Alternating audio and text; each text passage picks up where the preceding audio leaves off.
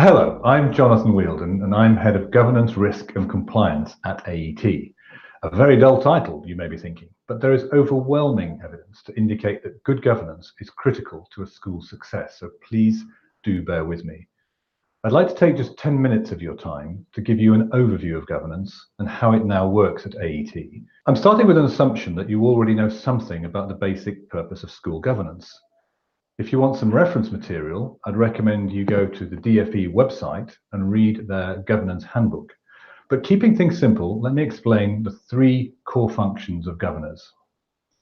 Firstly, governors must ensure that schools have clarity of vision, that they have an ethos and a strategic direction.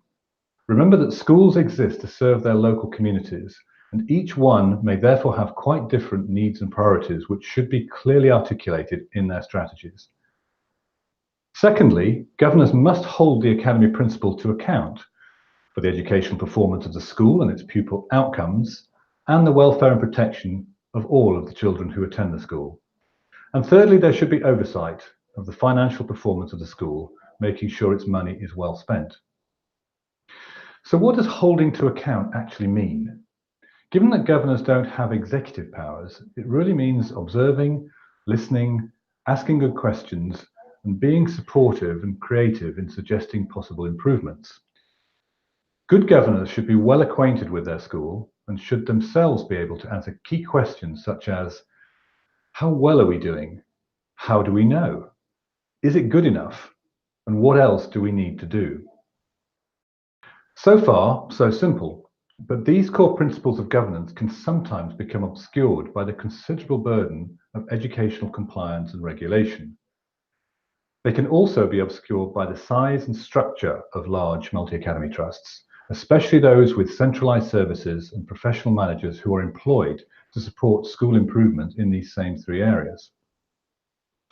AET therefore expects everyone involved in management and governance to work collaboratively, maintaining clarity of purpose and communicating effectively to ensure that we remain focused on these core governing principles. The next important thing I'd like you to take away from this session is that the growth of large MATs in recent years has presented some new structural challenges to traditional models of schools governance. There is much variability across the sector, and best practice is still emerging. Actually, it's probably fair to say that there is currently no such thing as best practice, only practice that works. At AET, we have consulted closely with the Department for Education over the past 18 months, and we have received some very positive feedback on our new model from them and from Ofsted and others. So now I'd like to direct you to some important information which is on the AET website. When you finish watching this video, please go to the AET public website and click on the Governance tab. It will take you to a short explanation of the AET governance model. Please do read this carefully. It will take you approximately 2 minutes. This is essential knowledge, and any inspector would expect an AET governor to be familiar with it. There are several distinctive aspects of our model which differ from the traditional model, and it is particularly important that you understand, and if questioned, can articulate the strengths of our model. The first of these distinctions is that AET governing boards are professionally chaired by experienced and independent-minded educationalists.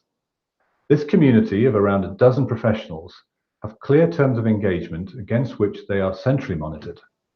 Most of them chair several AET academies, typically no more than 6, and they are accountable to the AET National Director of Education.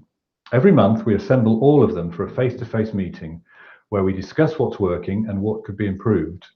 The second distinctive aspect of the AET governance model is the concept of peer principal governors, whereby each AET principal is expected to serve as a governor on 1 or 2 other AET academies. Feedback thus far has been very positive that principals can both contribute and learn from this arrangement, and it clearly promotes the concept of one AET.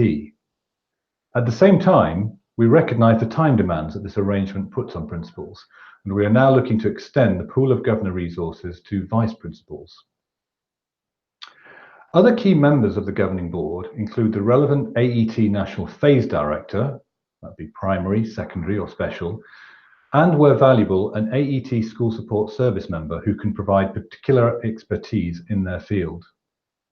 Beyond this core AET membership, other volunteer members may be recruited from the local area, but only where such local volunteer members can clearly contribute to the success of the Academy and are in a position to contribute fully to the Termly Governance Day.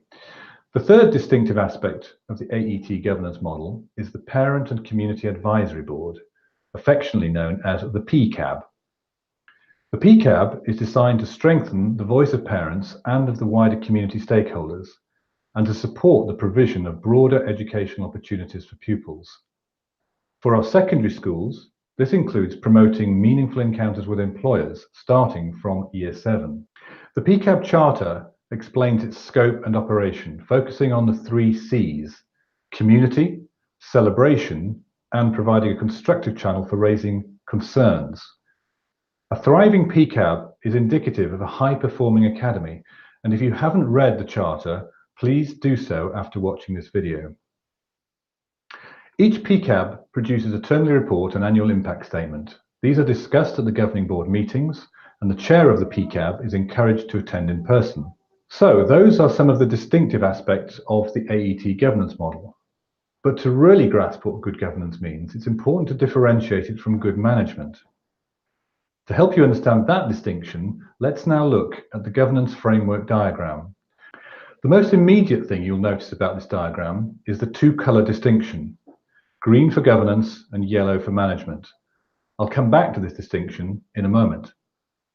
So the AET Board of Trustees sit at the top of the diagram. The trustees are unpaid volunteers who meet at least 6 times a year. They have a non-executive function to approve the strategic direction of the trust and to hold the executive team to account for the execution of that strategy. The executive team are professionals employed by AET and have 3 main functions within the parameters of the agreed strategy. Starting on the left-hand side of the diagram, you can see the delivery of specialist professional services such as finance, HR, IT, and estates and facilities, managed by the relevant functional director and delivered to the academies either by central staff directly or via regional clusters. Moving along to the center of the diagram, you can see the second main function, which is performance management. Here you'll see that each academy principal has a line management reporting relationship with the relevant phase director for primary, secondary, or special. These directors are primarily responsible for school improvement, which may be delivered and measured in a number of different ways. Finally, on the right-hand side, you'll see educational strategy and governance, headed by AET's National Director of Education. You'll see that there are both yellow and green components sitting underneath this function, but in this video, I'm only going to talk about the green bits. The central governance team are responsible for marshalling governance resources and for the administrative processes and tools to support the local governing boards. This team also provides some degree of quality assurance that the governance model is effective. This includes the diarising of the Termly governance visits and setting the standard elements of the agendas for the governing board meetings. Now, you'll see that I've put a dotted line between the academy principal and the chair of governors. This indicates how important it is that there is effective communication between them. Perhaps for that reason, the most regular question I get asked about this model is how do the yellow and green functions work together, given that both are in some way holding the academies to account? In order to answer that question, let me pull up this slide. As you can see from the blue section at the top, chairs of governors and directors will naturally collaborate to address the fundamental questions of strategic direction and holding to account. However, important distinctions can be seen in the yellow and green boxes below. The management function on the left indicates the delegated executive authority of directors.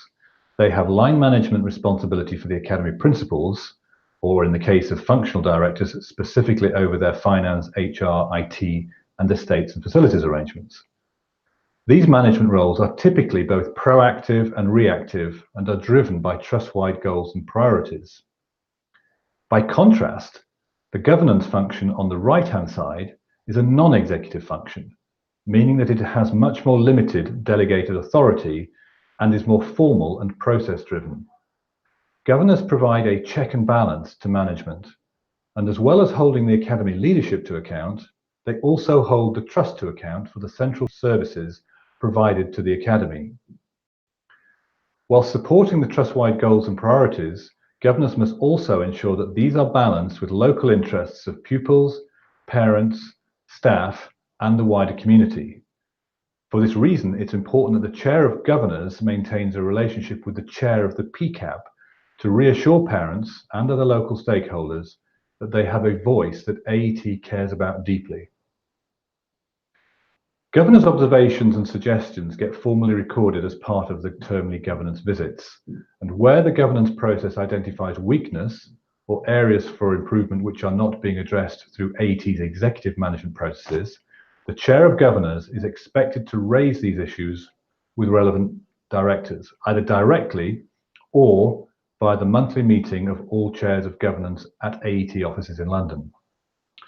To wrap up this overview of governance, I just want to finish with what I believe are the three most important elements which make the difference between good and not so good governance.